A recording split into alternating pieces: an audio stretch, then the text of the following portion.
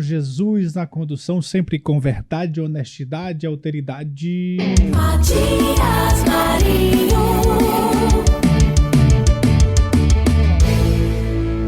Eu daqui, você daí, todos nós juntos para mais uma edição do nosso Jogo do Poder, Checkmate, sempre com as notícias quentes e fervendo no YouTube e Instagram e na nossa querida Verdes Mares, São José de Ribamar.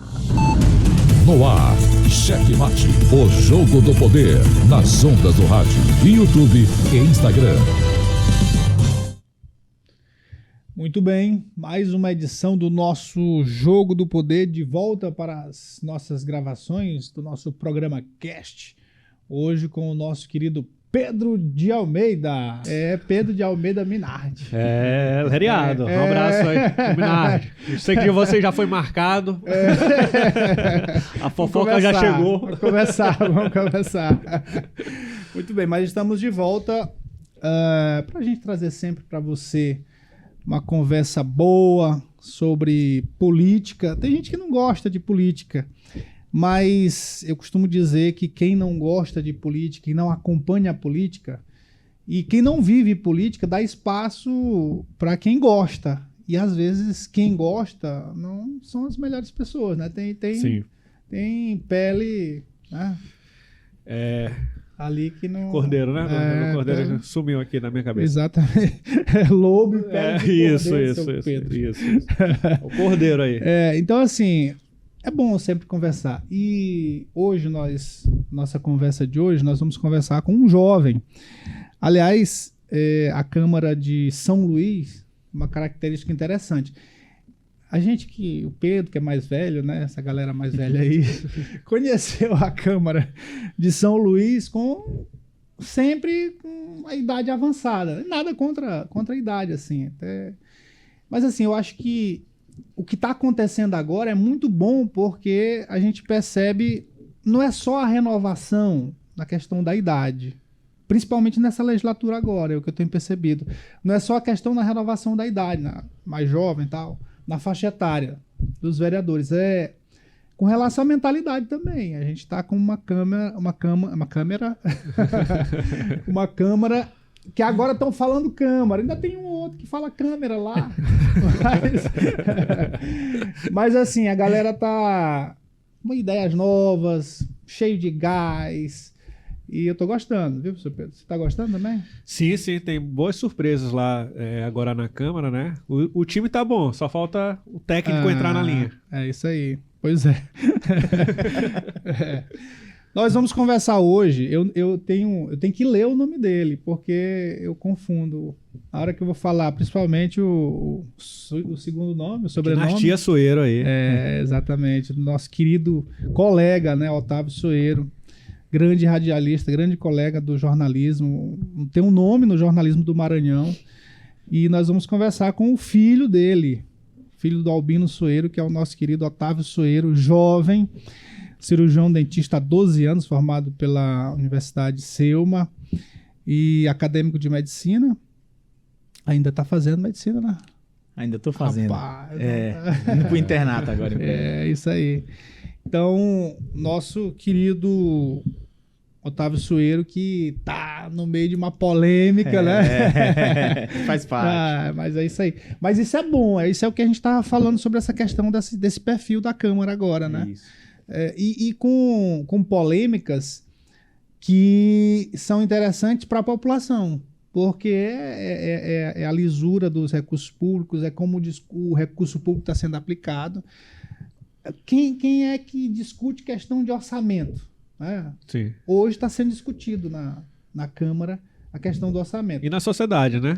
Mas não existe. Se você pegar, por exemplo, a Assembleia Legislativa, aprova e passou. Final do ano, normalmente, aprova em tempo. Nos últimos anos, há muito tempo tem sido assim. E na Câmara também. Na Câmara tem sido Verdade. assim. Agora, neste ano, não. Aliás, era para ser aprovado no ano passado, né? Exatamente, ano passado. Pois Durou aí por alguns meses, né? Pois é. Boa noite, bom dia, boa noite, boa tarde. Como a gente está na Depende do horário internet, aí que você estiver acompanhando. depende do horário que a pessoa esteja acompanhando. Mas na Rádio Verdes Mares é o nosso bom dia para os nossos queridos ribamarenses. Pois é, agradeço demais a oportunidade de estar aqui, Matias, Pedro.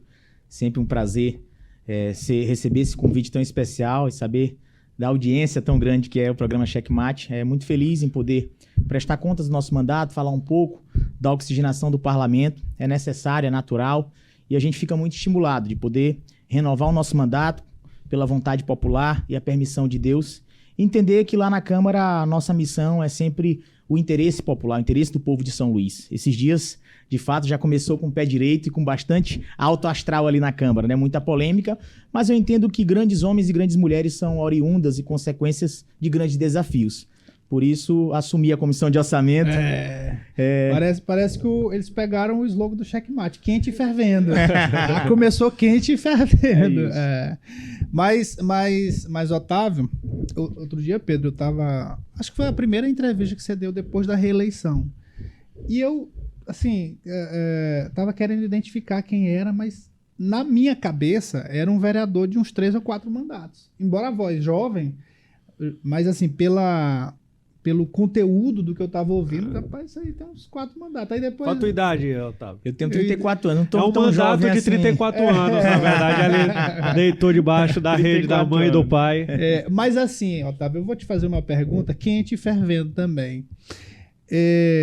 Porque assim, existe essa coisa... Existe preconceito com quem vem de berço. Sim. E você vem de um berço político. Como é que você lida com isso? Tem esse preconceito, sim? Tem? É natural, mas eu costumo dizer e reconheço, Matias, Pedro, que eu tenho muito orgulho, cara, muito orgulho. Porque as pessoas que se envergonham são aqueles que têm uma história que talvez tenha desalinhado. A minha, eu tenho uma história de retidão, né? Oriundo ali de casa. O meu pai veio do radialismo, veio do jornalismo, não tinha herança política.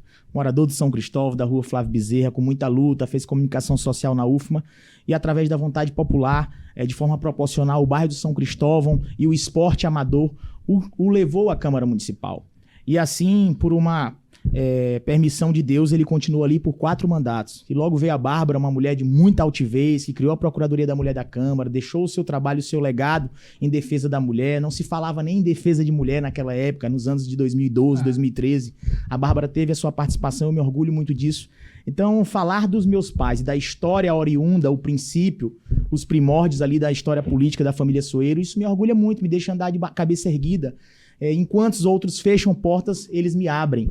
E isso me deixa muito tranquilo de saber que com o meu equilíbrio, a minha maturidade, eu tenho buscado cada dia sabedoria e discernimento para dar continuidade. Inclusive, eu acho que a minha responsabilidade é muito grande, porque dar continuidade a um legado sério, de retidão, as pessoas que entraram pela porta da frente e saíram pela porta da frente da Câmara, isso me faz cada dia sair de casa com a responsabilidade, um olhar de sentimento, de sensibilidade, de saber que a gente tem que trilhar o caminho correto. E a questão da base também, né? Exatamente. Porque o Albino, ele vem do radialismo, vem da comunicação, mas ele criou uma base política muito sólida.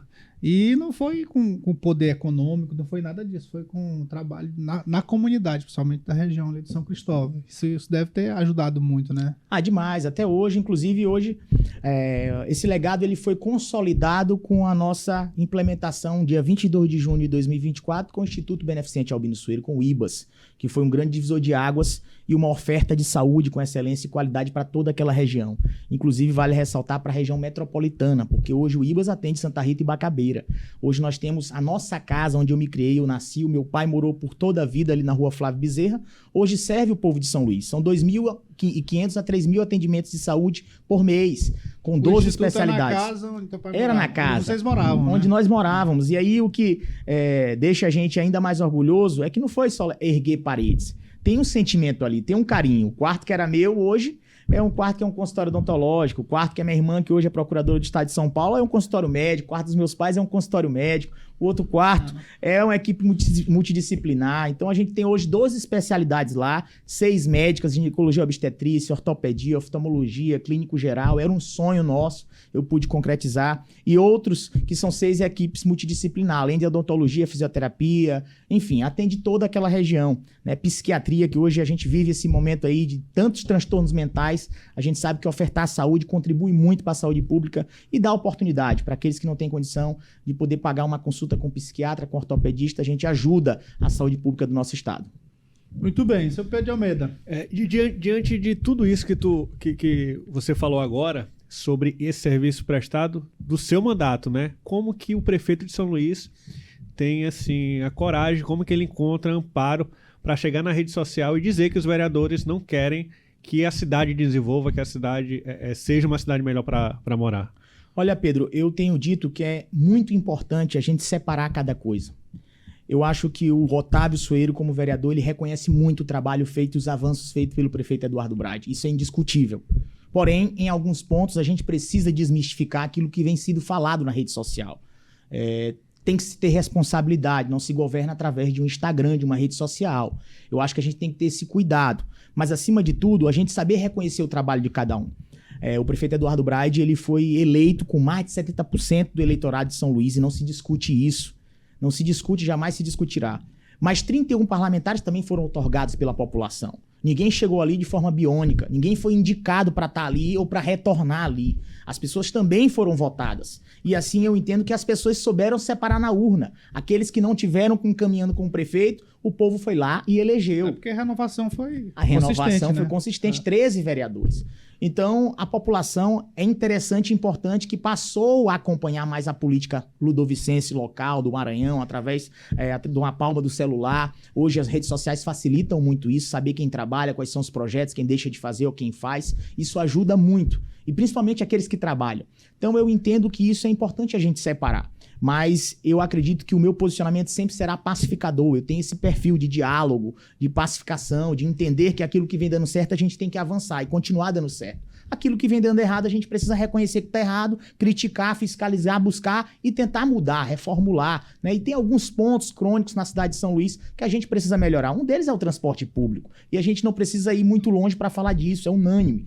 Então são coisas que a gente tem falado, bandeiras que a gente tem levantado lá na Câmara Municipal, com responsabilidade. Preciso falar isso, jamais você ouvirá um discurso, um levantamento na tribuna do Otávio Soeiro por politicagem ou por achar que o Eduardo não é um cara legal, não é gente boa, não. Sempre será um posicionamento sério, responsável daquilo que vem dando errado, e aquilo que vem dando certo a gente estará reconhecendo, pode ter certeza disso. Agora sim, você falou aí do perfil do Eduardo Braide com relação às redes sociais. A gente aqui no Checkmate, inclusive, apelidou ele de prefeito TikTok.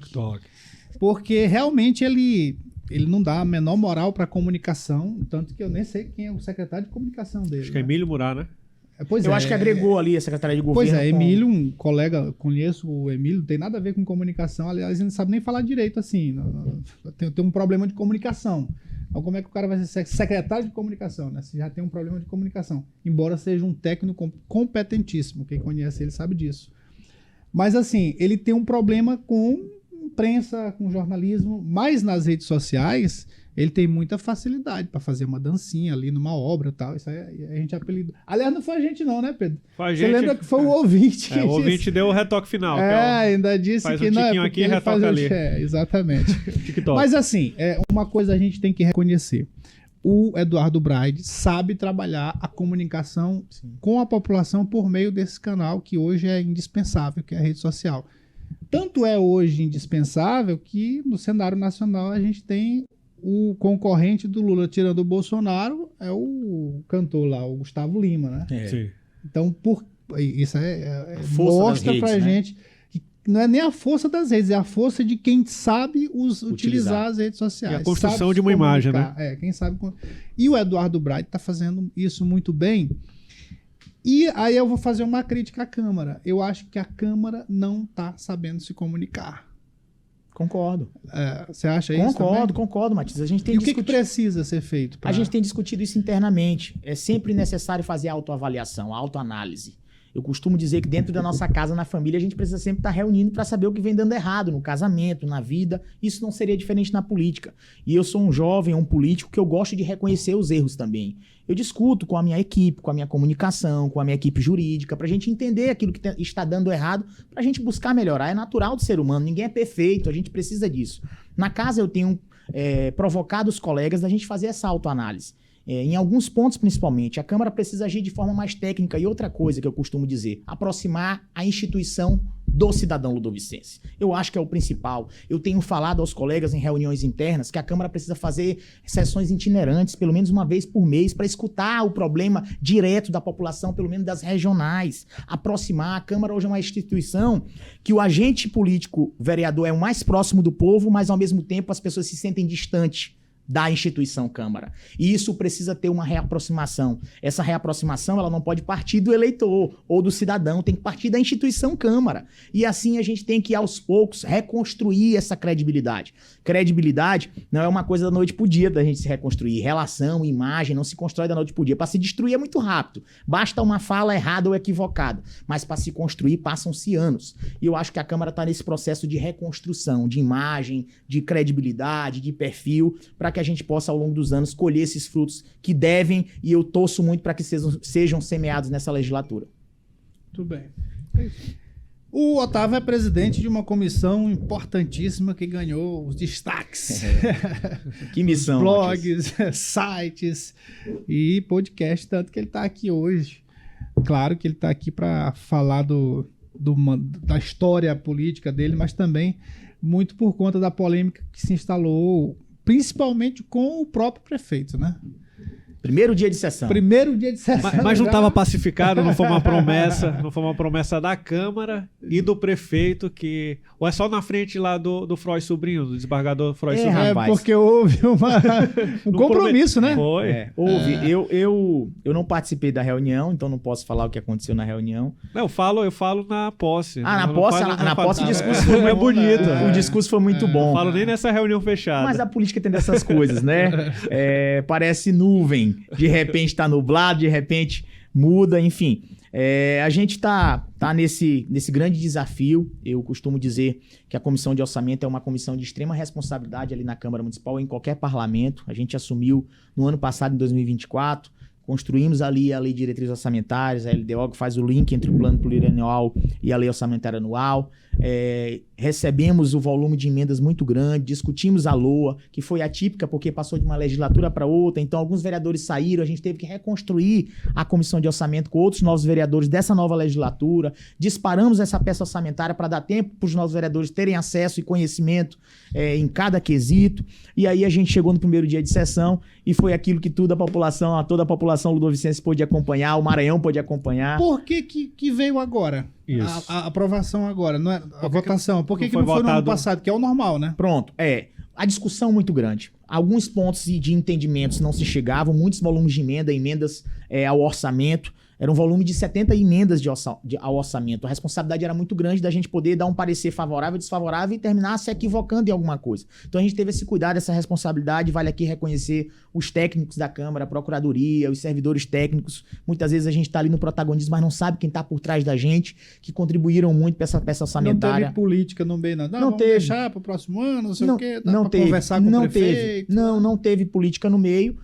A gente teve muito cuidado. O receio de poder, de alguma forma, ser assodada, né, ser equivocada. Inclusive, no Congresso Nacional demorou muito também. Só agora eles puderam também ter essa definição. E, por enquanto, o orçamento era usado 1/12. E aí a gente chegou nesse primeiro dia de sessão, entendendo que o relatório estava sendo coerente.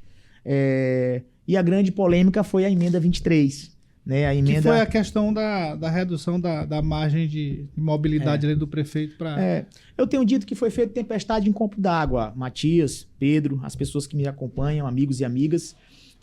Isso é uma realidade em diversas casas brasileiras, em diversas capitais ou outros municípios.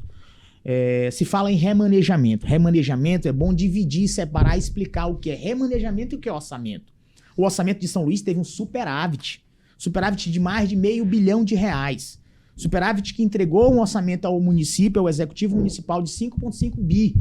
Isso é uma realidade que, do jeito que a peça orçamentária chegou à Câmara, com 1,4 bi para a saúde está mantido, 1,3 bi para a educação está mantido, alguns milhões, em média pela ordem de 34, 35 milhões para a cultura, está mantido. A gente não mexeu em nada naquilo que veio planejado a peça original da prefeitura.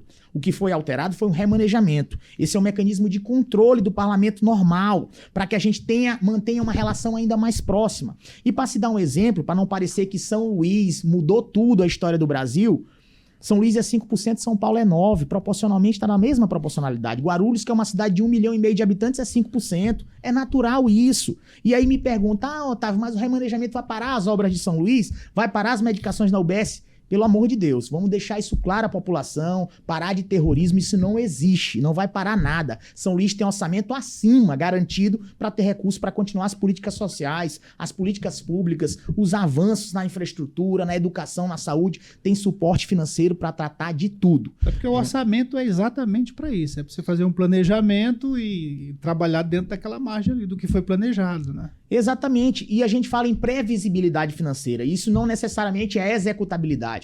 Quando a prefeitura encaminha uma peça com a previsão orçamentária de algumas pastas, o que é previsível gastar na educação é porque eles já fizeram um planejamento que aquilo é o orçamento necessário para gastar na educação, e aquilo foi mantido, a gente não alterou em nada. E o prefeito, além disso, tem um remanejamento de mais de 250 milhões de reais para ele botar de pasta para pasta aonde ele quiser. Isso garantindo que ele possa fazer modificações emergentes de forma emergencial a qualquer momento.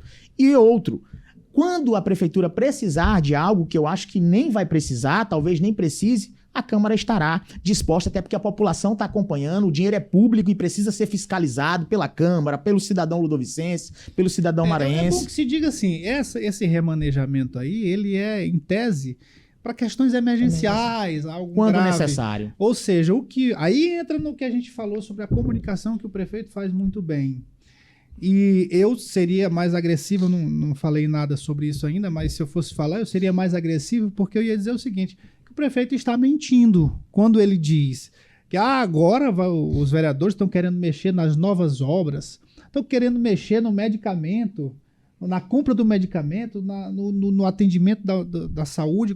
Isso é um absurdo tão grande, porque assim, ele traz uma desinformação para as pessoas para se beneficiar disso. Fake news. Exatamente. Isso é fake news, né? Sim. Essa é uma fala totalmente aivada de mentiras. E se comunicou muito bem, se você olhar o vídeo do prefeito, foi para a cidade toda. Foi para a cidade toda. E a força perante a opinião popular que tem hoje, é natural que pareça verdade e quem fale ao contrário pareça mentira. E eu sempre costumo falar, explicar de forma técnica, mas ao mesmo tempo com uma linguagem popular para que o cidadão ludovicense entenda que nenhuma obra vai parar. Porque a preocupação é essa, o desenvolvimento da cidade, é que a educação funcione, a saúde funcione, e isso está mantido e garantido, muito mais do que garantido.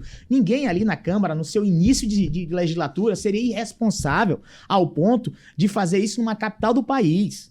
Numa capital do estado do Maranhão, numa capital brasileira, 15ª maior capital do país. Então a gente não teria essa irresponsabilidade jamais. A Câmara teve muito cuidado em relação a isso, porém eu acredito que isso estreite os laços. Como diz a nossa Constituição, poderes harmônicos e independentes. É necessário que a gente tenha relação. Eu tinha falado ontem lá na tribuna que, imagina, se o Eduardo, o prefeito, avançou muito na cidade praticamente sozinho. Imagina se ele discutir com a Câmara, se ele discutir com os entes que têm autonomia e, acima de tudo, foram outorgados pelo povo. Imagina que muitos vereadores moram dentro da comunidade. Eu posso citar diversos exemplos aqui de vereadores, o Nato Júnior, o Marquinhos, são vereadores que moram dentro da comunidade, sabem a realidade. Então precisa ser discutido. Se uma cabeça sozinho conseguiu fazer muito, 32, 34, farão muito mais. Eu tenho dito isso, o diálogo permanente, é necessário o parlamento e o executivo andarem juntos. E essa é a minha defesa, de poder ter essa sintonia, que se respeitem, para que a gente possa avançar e desenvolver São Luís. Você acha que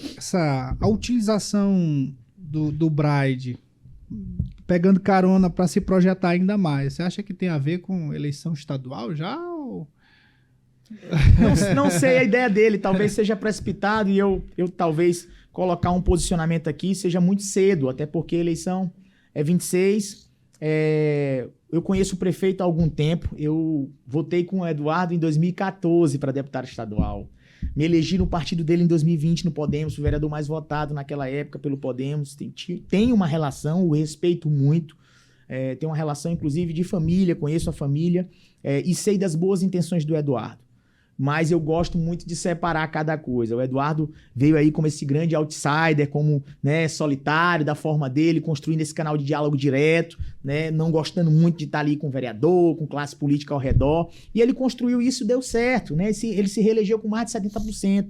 Então, eu acredito que na cabeça dele, esse mesmo caminho deve ser seguido. Mas eu acho que há um grande equívoco nisso. Porque se deu certo desse jeito, imagina com as pessoas ao redor, ao lado dele, ajudando a construir a cidade. É isso que eu tenho falado, é isso que eu tenho defendido. Em relação ao governo, eu acho que é cedo a gente deixar um cenário. O panorama ainda é muito nebuloso, ainda é muito incerto de muito. A gente não sabe qual a decisão o governador Brandão vai tomar, a gente não sabe de que forma que será continuado toda essa história. Em abril, talvez de 2026, a gente tenha um cenário ainda mais definido, e aí a gente vai saber qual será o caminho de cada um aí. Mas essa mudança de 25% para 5%, ela não é muito drástica assim para o que o prefeito já estava acostumado a fazer? Baseado na proporcionalidade, Pedro, eu tinha falado isso ontem explicado. Eu completo mal. Desculpa, Pedro, mas assim, e Otávio, quanto foi que ele mexeu no ano passado? Desse percentual? Eu vou falar da proporcionalidade. O orçamento do ano passado de São Luís foi 4,7, em média. 4,7 bi. Esse ano teve um superávit de mais de 500 milhões. Inclusive vai fechar ainda maior, quase 700. Então a média é de 5,5 bi. O que proporcionalmente, se fosse 25%, daria 1,400 milhões, 1 bi e 400 milhões livre, sem fiscalização nenhuma, para o executivo remanejar para onde quisesse. Sim. Imagine que era um orçamento gigantesco. Né? A redução, além de ser um mecanismo de controle e de fiscalização, foi uma forma de estreitar o laço também, de ter comunicação, diálogo. Para ser ouvido, para ser ouvido, para fazer parte da discussão, para fazer parte do debate, para fazer algumas indicações pertinentes. Isso é controle também, né? É natural. Isso é prerrogativa do parlamento em qualquer lugar do Brasil. É prerrogativa do parlamento. Do parlamento, em qualquer lugar do Brasil. Eu dei alguns exemplos aqui, como São Paulo, que é a maior capital brasileira. Então, isso pareceu ser tempestade em copo d'água, porque se falou que ia paralisar tudo, mas é justamente isso, remanejamento. Os 25% do ano passado foi uma relação muito distante, onde o Eduardo não precisava nem do parlamento, nem conversava com o parlamento. Né? Avançou muito, mas eu acho que é necessário a Câmara também fazer parte da discussão pela sua funcionalidade. Se não houver prerrogativa do parlamento dela poder fiscalizar, que é o seu papel constitucional, de não poder fazer parte do debate, não tem nem por que existir a Câmara Municipal. Eu tenho, inclusive, dito isso. Então, eu acredito que foi algo pertinente, coerente, não vai alterar em nada os rumos da cidade, pelo contrário, vai ajudar a desenvolver. O orçamento, como eu falei agora há pouco, está garantido. O prefeito tem orçamento para todas as pastas necessárias, conforme ele mandou, para avançar na cidade, e a Câmara estará lá. Aquilo que for necessário de remanejamento, e passar dos 250 milhões que a gente deu de aval, a Câmara estará lá para avalizar, como foi uma mensagem enviada agora ontem, e a gente amanhã já irá votar relacionado aos professores. Então, assim, a Câmara estará disposta, com responsabilidade, com seriedade. Eu acredito que seja um sentimento unânime dos 31 parlamentares, e a gente cumpre a nossa vida política sempre de forma ilibada e com retidão. Sobre esse último ponto que você falou aí na resposta, sobre essa agilidade de dar uma resposta quando for provocado, porque já teve algumas situações em que a Câmara não deu celeridade nas discussões para poder aprovar. Vocês têm mais ou menos ideia? Passou de 251 milhões, ele precisou retirar de um lugar para outro. Em quanto tempo a Câmara vai conseguir dar essa resposta? Porque 251 milhões vai ser na primeira vez que vai pedir, né? Depois, para cada centavo de remanejo, teria que ter autorização da Câmara. A Câmara vai conseguir estar alinhada para poder dar essas respostas numa agilidade que a administração pública necessita? Primeiro, Pedro, explicar que remanejar é reprogramar, é replanejar. Quem replaneja, quem reprograma é porque não planejou direito. Então, remanejamentos são casos emergenciais. Mas pelas obras ele não planeja direito, continua. Não, acredito que ele tem um orçamento necessário para isso. Ele mandou um orçamento muito maior do que 24. Na própria peça que foi aprovada lá para isso. Ele tem uma experiência de 4 anos. Tem a experiência de 4 anos. Então, acredito que sejam casos excepcionais. Não deveria ter esse problema. Não deveria ter isso. São questões emergenciais. Mas, caso precise, eu não tenho dúvida de que a Câmara estará de forma muito rápida e prontamente imediata para que possa votar. Como foi essa medida medida agora dos professores, eu não tenho dúvida disso. E a Câmara, eu ouvi algumas pessoas falar, quer negociar, quer fazer algo, nada. A Câmara quer cumprir a sua prerrogativa, o seu papel constitucional e, de fato, aquilo que é direito. Eu tenho dito relacionado às emendas parlamentares. Eu vejo muitas pessoas imaginando que emendas parlamentares é dinheiro no bolso do político, é dinheiro no bolso do vereador. Isso não existe. Eu posso dar um exemplo que as emendas parlamentares mudaram e transformaram muito a vida de pessoas. Eu dou um exemplo que na legislatura passada, eu, o vereador Raimundo Penha, o vereador Ribeiro Neto, a vereadora Carla Sarney, o vereador Osmar Filho, ex-vereador, hoje deputado, outros vereadores, Daniel Oliveira, nos juntamos, 6 parlamentares e doamos uma emenda de R$1.300.000 para a PAI. E aí você me pergunta, Otávio, o que é que isso se transformou? Que é o que o cidadão ludovicense quer? Se transformou no mamógrafo digital. Hoje é o dia do mamógrafo digital, nacional do mamógrafo. Ontem o dia do câncer, o dia nacional do combate ao câncer. E a gente sabe que hoje 45 mulheres são atendidas por dia na APAI. Isso mostra que a Câmara dá sua contribuição. É o que você falou, falta comunicação às vezes para passar para o cidadão ludovicense que a Câmara também tem trabalhado. Então as emendas parlamentares ajudam muito, ajudam o Aldenor Abelo, ajudam instituições como a nossa, do nosso Instituto Beneficente Albino Sueiro, que atende quase 3 mil pessoas por mês. A Câmara tem ajudado muito a cidade. E as emendas parlamentares, muitas vezes criminalizadas, pelo contrário, ela transforma a vida de pessoas. É dessa forma que eu consegui reformar bem aqui, próximo, o Centro de Atenção Psicossocial, CAPSI, infanto-juvenil, o que atende a região metropolitana há mais de 10 anos que não era reformado, uma emenda de R$200 mil. Foi assim que, pela primeira vez, a UPA da Zona Rural, eu consegui a primeira reforma entregando desfibriladores, colchões novos, alguns equipamentos, através de emenda parlamentar. Foi com isso que a gente conseguiu construir a primeira relação para fortalecer cada dia as unidades básicas de saúde, como foi a unidade mista do São Bernardo, enfim. As emendas parlamentares, elas são iniciativas necessárias que não chegam no bolso do vereador, não. São indicações, são referências e prerrogativas do parlamento que são indicadas, algumas para indicação diretas e outras para algumas instituições que prestam serviço. Isso passa por um papel de fiscalização, passa pelo Executivo, passa por atestado do Ministério Público, passa por órgãos de credibilidade de fiscalização. Então isso não é uma coisa qualquer. É bom explicar isso ao ouvinte, à pessoa que nos assiste, aos maranhenses, para as pessoas entenderem o que de fato é isso. E eu gosto muito de explicar para que a gente tenha a certeza do que de fato vem dando certo e aquilo que vem dando errado. Então, com muita tranquilidade e equilíbrio, a gente pode falar daquilo que vem sendo feito na Câmara Municipal. Acho que o cenário nacional, as polêmicas em torno das emendas, eu acho que criminalizou muito essa questão das emendas, né? Sim, sim. Teve uma contribuição muito negativa. Principalmente o efeito cascata, de cima para baixo. Porque se você fala hoje em emenda, você se remete ao orçamento secreto, que não se sabia para onde era. Inclusive, foi o grande tema polêmico. Falta de transparência. De transparência para onde vai, a parlamentar de um estado e a emenda seria destinada para o outro. Inclusive, o STF tomou uma decisão de controle relacionada a isso para poder regulamentar isso. E eu acho que é correto, né? Já deixo minha posição clara. Aqui em São Luís, ela tem um trâmite um pouco mais carimbado, porque precisa uma fiscalização ainda maior e a gente precisa de instituições que tenham a credibilidade e passam pelo checklist, né, de fiscalização, tanto do município quanto do Ministério Público. Então isso é natural, a gente tem muita tranquilidade relacionada a isso e eu acho que isso ajuda muito. Inclusive deixar claro que as emendas do ano passado, elas não foram cumpridas do orçamento impositivo. Isso né? incentivou esse 5%? Não incentivou. Inclusive, a nossa medida ela foi uma medida correta, que foi uma medida judicial. A gente não interferiu relacionado isso aos 25%. Pelo contrário, a gente só incluiu ao orçamento, que foi uma das emendas incluídas no orçamento, e tomamos o nosso posicionamento judicial, que era o correto, que era perante a justiça para ser aplicado a lei que está na impositividade. E o Brad, que gosta da justiça, ele está respeitando a decisão que foi pagar os vereadores? Está cumprindo o seu trâmite processual. A gente aguarda com tranquilidade. Se não cumprir, é improbidade, né? É improbidade, é crime de responsabilidade. Eu tenho dito que essas emendas impactam muito nessas instituições. Todos os dias a Emanuele manda um abraço para a Paz São Luís, que eu tenho um trabalho incansável, eu luto muito, tenho uma parceria muito grande, né, com o Vanderlan, a doutora Conceição, a doutora Cristiane e a doutora Emanuele. Esperam assim de forma imediata, porque a PAI, eu posso dar um exemplo para vocês, o seu reagente para fazer o teste do pezinho, que atende milhares de crianças do Maranhão, a referência no Maranhão, é R$400 mil por mês.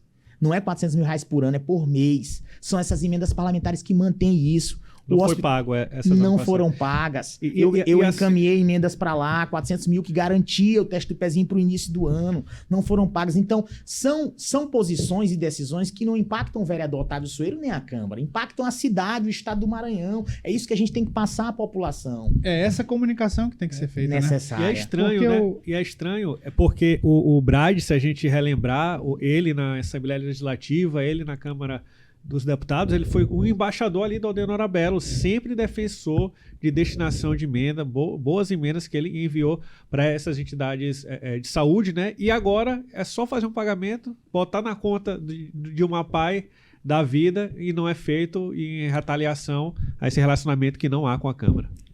É Uma isso. maldade, uma maldade. É isso. Agora, assim, nessa questão do erro da comunicação da Câmara como um todo, não foi um erro essa questão do aumento do salário do prefeito?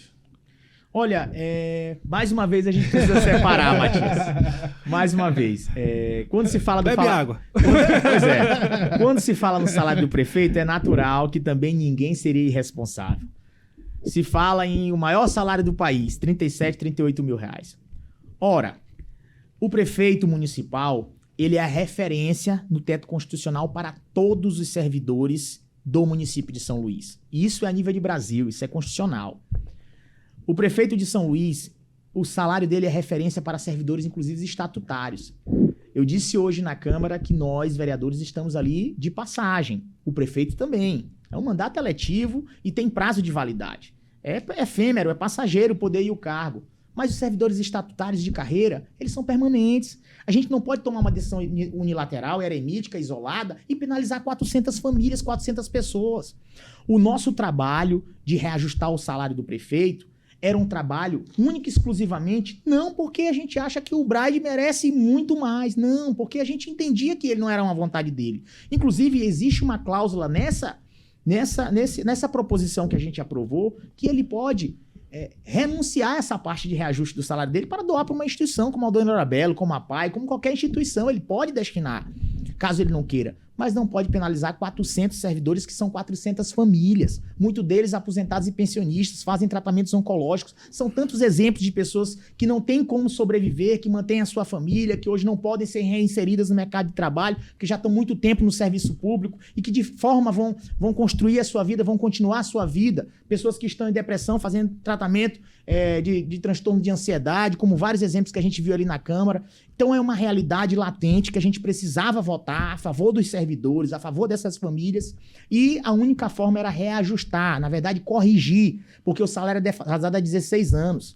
Inclusive, vale destacar, ano passado, por uma medida provocada pela Prefeitura Municipal ao seu ex-líder de governo, Daniel Oliveira, foi aumentado o salário da vice-prefeita e dos secretários municipais. Na verdade, 100% foi aumentado. Mas E sancionado de imediato. O salário do prefeito não é referência também para eles, não? Não, porque pode se destacar isso. No caso, por isso a ideia foi da Câmara Municipal. Né? Ela não é atrelado, não necessariamente atrelado. A gente poderia destacar. E naquele momento a gente destacou escutando a orientação da Prefeitura Municipal de São Luís. Fizemos gesto para que pudesse fazer isso. O prefeito sancionou de imediato. E logo depois começou-se toda essa polêmica em relacionada ao salário do mesmo prefeito. Eu acho que é algo desnecessário, porque simplesmente não necessariamente ele precisaria ficar com o recurso, ele poderia destinar para alguma instituição que ia ser muito válido, as pessoas iam reconhecer ainda mais, até pela popularidade que o prefeito Eduardo enfrenta e nesse momento vive, e de certa forma beneficiaria essas 400 pessoas que estão sendo penalizadas nesse momento, porque o seu salário não foi corrigido. Isso há 16 anos. E a única forma de corrigir o essa. salário deles é Essa. Não tem outra forma. É essa porque a referência do teto constitucional Não teria como fazer uma emenda aí para desatrelar? Não tem seria como. inconstitucional. Seria né? inconstitucional e aí... Só um projeto federal, né? Exatamente. Seria frágil total. E antigamente, por uma decisão, eles eram atrelados, eles eram referenciados ao Tribunal de Justiça, aos desembargadores, ficaram só os procuradores municipais, e aí esses auditores, controladores, médicos, peritos do município, todos esses servidores de carreira, estatutários, nenhum comissionado, todos estatutários ficaram penalizados e agora estão aí nessa labuta diária para tentar resolver a vida aí deles. Eu estou insistindo nesse erro de comunicação da Câmara, porque era para ter sido mostrado isso antes. Né? Até foi mostrado, Matias, até foi mostrado. Mas é o que eu costumo falar. Mas pelo menos a divulgação foi pouca, né? Porque tem discussões importantes que não dá para se esgotar em um dia. Uma discussão dessa, o mínimo é uma semana para poder ir para a imprensa, para poder ir no jornal, para poder explicar para a população. O que me chamou a atenção, inclusive, eu acho que era necessário uma mesa de diálogo, que a prefeitura na época não quis. Inclusive não atendeu os sindicatos dos auditores e controladores e de médicos, peritos, não atendeu. Porque eu acho que essa mesa de diálogo sempre é muito... Essa categoria tem lutado para... Diariamente, já tem alguns meses, acredito que desde outubro, eles estejam diariamente percorrendo algumas instituições, Câmara Municipal, Prefeitura, tentando diálogo, tentando buscar o entendimento. Eles têm batalhado bastante e sofrido bastante também, porque até agora só decisão contra, né? A gente tem feito a nossa parte, a gente fez a nossa parte por 2 vezes, e pelo contrário, a Câmara que apanhou. A Câmara que apanhou porque quando se joga na rede social, parece que a gente só aumentou o salário do prefeito por aumentar, por birra, por vontade, por perseguição. É isso que é veiculado. E não é. A gente corrigiu o salário de 400 pessoas que foram penalizadas de forma estatutária, de funcionários e servidores municipais. Essa mudança é instantânea? Aumentou do prefeito? Obviamente, instantânea. Já está implantada, já estaria implantada na folha de pagamento. É instantânea. É instantâneo. E aí, o que o prefeito não vai querer? Ele já disse aqui, está dizendo até nacionalmente. Já até, através das suas redes oficiais, demonstrou que irá buscar, inclusive, vias judiciais para blindar isso, parar com isso e reverter isso. Eu fico muito triste porque, de fato... São 2 coisas, né, que vão ser judicializadas. Essa aí é a questão do limite. A questão do limite pode até judicializar, mas não tem jurisprudência ou embasamento jurídico para ser judicializado. Deixo claro isso, que é uma prerrogativa do parlamento. A própria LDO diz, né? Que pode ser de 5% a 25%. Se você for buscar em qualquer lei orgânica municipal, em qualquer regimento a nível de Brasil, isso é constitucional do parlamento, Congresso Nacional, enfim. Isso não existe embasamento jurídico para reverter uma decisão dessa. Mas a gente aguarda com cautela. Eu não sou um político de me posicionar baseado em redes sociais. Eu espero uma decisão oficial, concreta, para aí sim a comissão de orçamento se posicionar em nome da Câmara Municipal para a gente saber de que forma que a gente vai conduzir. Se o prefeito tivesse iniciado um diálogo, pai, tudo bem, vamos deixar pelo menos em 10%, em 15%, teria possibilidade? Acredito que o diálogo sempre é necessário. Eu tenho dito isso, Matias. Eu falo que isso dentro da nossa casa é necessário, com nossa esposa, com a família. O diálogo é bom para tudo, é solucionável para tudo. E assim, busca-se sempre isso. Eu sempre coloquei a bandeira branca e defendi a bandeira branca. Ele fez isso, não seria agora. Mas também ele precisa ter reciprocidade. Se não tiver reciprocidade, um sozinho não conversa com ninguém. Então, assim a gente tem construído a nossa relação, mas mantendo, insistindo, eu tenho insistido nisso, que a Câmara deverá caminhar lado a lado e a gente espera as cenas dos próximos capítulos. Uma outra polêmica, a questão do passe livre estudantil. Na eleição passada, teve um plebiscito na eleição e a maioria da população decidiu pelo passe livre. No orçamento já não deveria ter vindo essa questão do passe livre ou não deu tempo? Vale destacar, o maior vencedor das eleições foi o passe livre. Sim. Teve mais votos do que o prefeito, do que o vereador. Mais de 84% da população digitou ali sim para o passe livre estudantil. Então eu digo... Mas o prefeito não viu esse resultado, não? Essa deveria ser uma medida enviada do Executivo para o Legislativo. Já era para estar no orçamento. Era uma matéria para estar no orçamento, sim, obviamente. Tanto que a Câmara provocou logo após.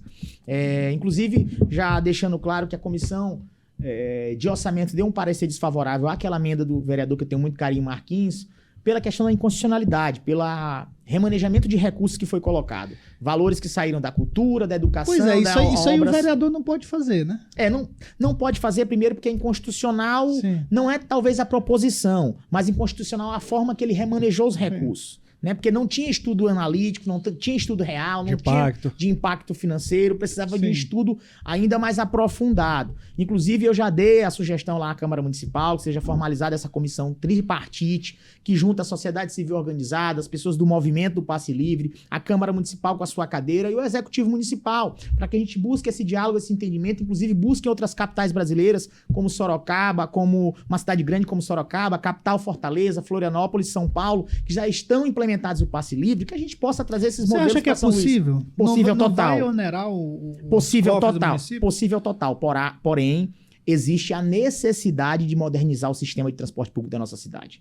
Eu comecei esse podcast falando que era um dos grandes gargalos o transporte público da cidade de São Luís. Isso aqui é unânime. Não precisa o Otávio falar, qualquer pessoa vai falar isso para todo você. dia a gente tem notícia. Ainda mais com esse período chuvoso agora, as pessoas que estão usuário de transporte público sofrem muito nos terminais, nos abrigos, dentro dos veículos. Já modernizou, mas precisa modernizar muito, está longe do ideal e é caro a passagem para o usuário. Então, eu acho que precisa diminuir o nível de fraudes para tudo isso. É necessário diminuir esse nível de fraudes.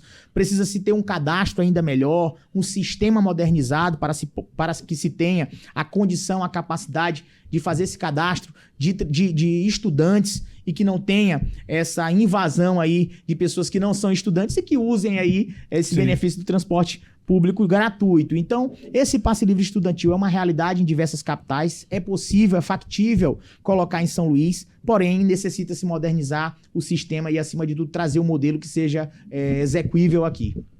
Bom, Otávio, como é que você está lidando com essa coisa de... Já é cirurgião dentista, está fazendo medicina, é vereador atuante, cuidando de uma comissão importante, né? Como é que você lida com essa história? Tá gazeando aula ou não? Não, rapaz. Por incrível que pareça, eu tenho alguns Davi professores... que ajuda ele. Eu tenho alguns professores, como o professor Marcos Pacheco, que é político também, né? A professora Rita Camarão, que é mãe do Felipe, vice-governador. Então, pessoas que acompanham meu dia a dia político também, sabem, não sei como é que se vira, Otávio. Pior que sou um bom aluno, rapaz, acredita? Gosto de ser dedicado. Senta na frente ali. Sento na frente e outra coisa. Gosto de estudar de madrugada. É o tempo que eu tenho ali, chego em casa, dou uma estudada. Eu sempre fui movido a desafios, sabe? Matias, Pedro, as pessoas que me acompanham. Eu sempre fui um jovem e acho que o Maranhão é órfão de políticos capacitados. Eu tenho dito que os políticos do Maranhão, eles são políticos pela política. Às vezes por ser filho de alguém, às vezes por... Enfim, eu acho que é necessário unir a técnica com a habilidade política, com a expertise política, e eu tenho me preparado para isso a cada dia. Eu acho que a saúde é um gargalo muito importante, é uma das principais bandeiras do meu mandato. Eu tenho dito que às vezes eu lamento muito secretários estaduais e municipais, eu digo isso a nível de Brasil, tá, para destacar. São pessoas que às vezes nem são formadas na área. Porque o Maranhão não tem pessoas capacitadas formadas na área para ser um secretário de Estado, de saúde. Se você não é formado na área, não tem conhecimento técnico, você não vai elencar prioridades. Você não vai saber o que deixa o paciente chegar ao óbito no Socorrão 1, que faz com que o paciente tenha prioridade de fila, na fila de espera para uma cirurgia. Saiba o que está faltando dentro de uma unidade básica de saúde. Eu passei esse tempo todo como cirurgião dentista há 13 anos. Trabalhei muito com saúde pública, no Socorrão 1 e algumas unidades básicas de saúde, na atenção primária, conheço a realidade, desde se cotizar para manter o IEPI até os atendimentos fora de horário, eu sei a realidade. E agora, como médico, entrarei no meu internato, viverei dias e noites passando, desde o Carlos Maceira, unidades básicas de saúde e hospitais de urgência e emergência para também conhecer a média e alta complexidade. Isso vai me ajudar a ganhar um gabarito, uma bagagem necessária para trazer para a política a dor do cidadão ludovicense. Para saber aquele pai de família que está ali na fila, no corredor. Para saber aquele que está chegando ali na porta de um pronto-socorro e não tem um atendimento ou falta medicação para ele. E aí sim a gente vai trazer essas discussões à tona. Eu acredito que eu tenho me capacitado para isso, eu tenho esperado em Deus que Ele me dê força e gás, energia para continuar essa caminhada e espero que Ele trilhe meu caminho. A gente sempre ora e pede a Deus que seja um caminho do bem. Até porque o nome vereador, né, o papel do vereador... O que ele tem que fazer já está no nome, vereador, é veador das pessoas onde elas mais sofrem para o vereador estar presente, né? É isso, o vereador é para-choque, a gente costuma falar na linguagem popular, né? O agente público, político mais próximo das pessoas, você encontra na feira, você encontra na barbearia, você encontra no supermercado. É difícil às vezes encontrar o deputado, o senador, o governador, o prefeito, né? Mas o vereador você encontra sempre. Então, desmistificando aquilo que às vezes a rede social passa. E aí, meu vereador, só te encontro na campanha? Não, mas tem alguns vereadores que a gente encontra no dia a dia. Eu costumo ser esse que encontra no dia a dia, até porque eu também estou nos ambulatórios da vida. Eu ainda atendo como cirurgião dentista, só faço cirurgia lá no IBAS. Então, continua a minha vida profissional. E eu acho que isso é necessário, até porque a política está, né? Você está vereador. A profissão, o médico Otávio, o dentista Otávio, ele é. Então, eu tenho me capacitado para isso. né? Não pretendo ficar aí perpetuamente na política, mas quero deixar o meu legado, Matias, Pedro, né? A você que me acompanha, quero deixar um legado positivo, de poder passar por ali os meus filhos, o Otavinho e Yasmin, dizerem: poxa, o Otávio, papai, ele deu orgulho pra gente, como eu tenho orgulho dos meus pais. Eu acho que é isso que a gente tem que deixar de legado, plantar essa semente para outros que vierem depois da nossa passagem pela Câmara ou qualquer outro órgão que a gente ocupe, que possam entender que a gente deixou uma semente plantada do bem. Eleição de 2 em 2 anos, né? É isso, cara. Daqui a 2 anos... Parece que é um ciclo, não dá tempo nem de respirar. Candidato adaptado? Daqui a 2 anos. Eu tenho recebido muito essas perguntas dos colegas, das pessoas que nos acompanham, dos jornalistas, de vocês.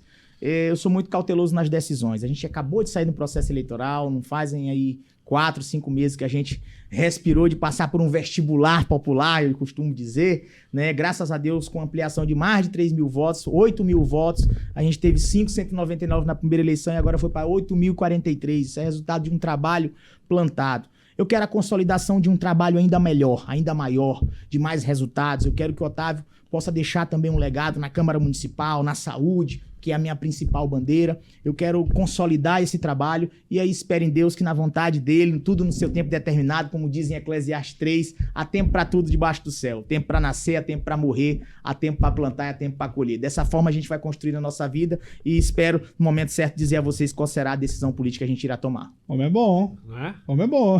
Sensacional. Sensacional. Algum arremate, Pedro, pra gente... Só ali sobre esse perfil, eu vejo um movimento recente do político que ele não abandona a sua profissão, né? Que ele continua exercendo a sua profissão. A gente pode ver o caso, o seu caso, Gutenberg. Ficou muito tempo vereador e foi médico. O próprio Douglas está chegando agora, ele novo contratado da difusora, Iglesio e Joel. Então são pessoas, são políticos que não abandonam a profissão.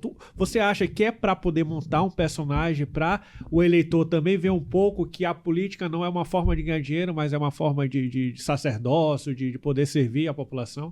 Olha, Pedro, passar 6 anos na faculdade, eu já vou para 11. Né, na faculdade, porque peguei a odontologia junto com a medicina. A medicina é boa demais, resultado final. Mas entenda, 6 anos. O difícil pra depois é entrar. buscar um RQE de uma especialidade por mais 3. Para fazer só por status, eu acredito que não seja isso, não. É gosto, é prazer, dedicação. A medicina também é exaustiva, é cansativo, é estudo diário, se atualiza todo dia. Sim. É uma responsabilidade muito grande você tomar uma decisão e talvez colocar uma situação ruim para o paciente. Então, eu acredito que não. É amor, é prazer, é gostar. Inclusive, a política também é vocação, eu costumo dizer. Se você for imaginar que a política é só a benesse, é coisa boa, você vai passar um dia na Câmara e vai largar de mão. Vai embora, como muitos já fizeram. Ou na Assembleia. Eu acho que não deixa de se utilizar o útil ao agradável, né? Sim. E unir o útil ao agradável. Mas os nomes que o Pedro citou, por exemplo, todos assim, eram dedicados ao trabalho antes, né? E continuaram. Agora, costumo falar, dá uma credibilidade. Sim, porque claro. quando o eleitor, e eu tiro por mim, quando eu olho que o cidadão ele tem uma profissão paralela à política, eu vejo que ele não está na política entendendo que é uma profissão. Porque tem muitos que colocam a política como uma profissão. Eu entendo que ele tem uma vida paralela, que ele se dedica, que ele tem a sua vida profissional e que a política foi uma vocação na vida dele, uma consequência por algum trabalho que ele desempenhou, né? E assim eu entendo que seja a minha também, assim que eu quero construir a minha e tenho construído dessa forma. Mas vejo que esses exemplos aí têm prazer, têm sentimento no meio, porque a dedicação é grande. Comunicação, rádio, tu nunca quis fazer, não? Rapaz, no início, acredita que quando eu fui prestar vestibular... Cantor também. Metida cantor, né? Metida cantor. Bora fazer um violão aí. Violão. A música é uma O próximo podcast vai ser com violão. Pronto. A música na minha vida, ela veio através de um momento difícil que eu passei. Meu pai teve aquele problema de saúde muito grave ali no ano de 2002, 2003, e eu era ainda adolescente, jovem. E aí aquilo me chocou muito, eu passei por um início de depressão e a música me tirou da depressão. Foi onde eu despertei, foi onde eu passei a construir uma banda, um grupo de pagode, depois uma banda grande. E aí desfilei escola de samba, toquei, cantei. Você toca violão? Bom, eu me viro, né? Me viro. Toco um violão, um cavaquinho, mas um banjo. Já tocava antes. Mas aquele momento eu realmente deslanchei, mergulhei na música, me ajudou muito.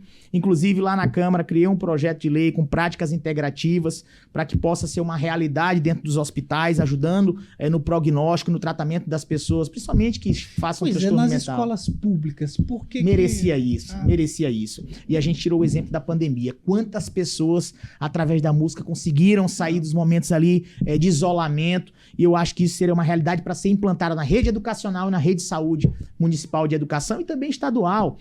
Eu tenho dito que isso ajuda muito. São práticas integrativas que ajudam muito, são alternativas no tratamento de um paciente, porque muitas vezes o enfermo não é só aquilo que ele está vivenciando ali, a doença, né, a bactéria, o vírus, não. É também o sistema, o ciclo que ele está enfrentando. Às vezes é um paciente que não tem pai, não tem mãe, é órfão, não tem família para dar um suporte emocional e termina se entregando para a doença. E por isso eu digo que a música sempre será uma saída muito importante. Eu defendo muito isso. O Pedro levantou aqui do Otávio Músico, mas hoje eu arranho. Não estou tão praticante assim, eu arranho. Canto de vez em quando no karaokê, mas fica ali em casa mesmo. Junto aí com o Cláudio, a gente faz outra banda aqui, ó. Pronto.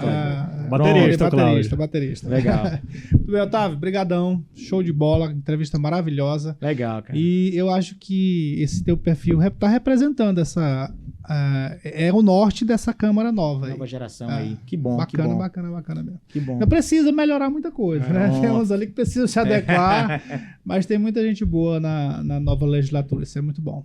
Legal. Obrigado. Eu fico muito feliz. Um programa, né, alto astral, descontraído, mas que passa uma mensagem de muita responsabilidade. Por isso, tanta audiência, por isso a credibilidade de vocês, que já eram jornalistas muito credenciados no nosso estado, que têm o aval e o respeito, tanto da classe política quanto da população. E hoje, com o podcast de vocês, o Checkmate, isso consolida, coroa todo esse trabalho e tenho certeza que sempre que for convidado estarei aqui, ainda mais dessa forma que tem sido recebido aqui. Agora é a hora. Agora é a hora boa do lanchezinho. O Pedro já comeu uma parte aqui, ó. A Larissa deixou aqui as boas-vindas e cheguei aqui muito bem recebido. Obrigado pela oportunidade, obrigado pelo espaço de poder esclarecer alguns pontos importantes, muitas vezes polemizados, mas que a população precisa entender, saber. E o nosso papel é esse, né? A gente foi votado pelo povo de São Luís e o povo merece e necessita de explicações, de prestações de contas. É isso que a gente faz durante a nossa vida. Agradeço Pedro Almeida, agradeço Matias Marim pelo espaço, pela oportunidade. Um grande abraço ao povo de São Luís. Abração. Pedro. Até a próxima, Matias. Salve todo especial. Estaremos de volta amanhã. Acabamos de apresentar Checkmate, o jogo do poder.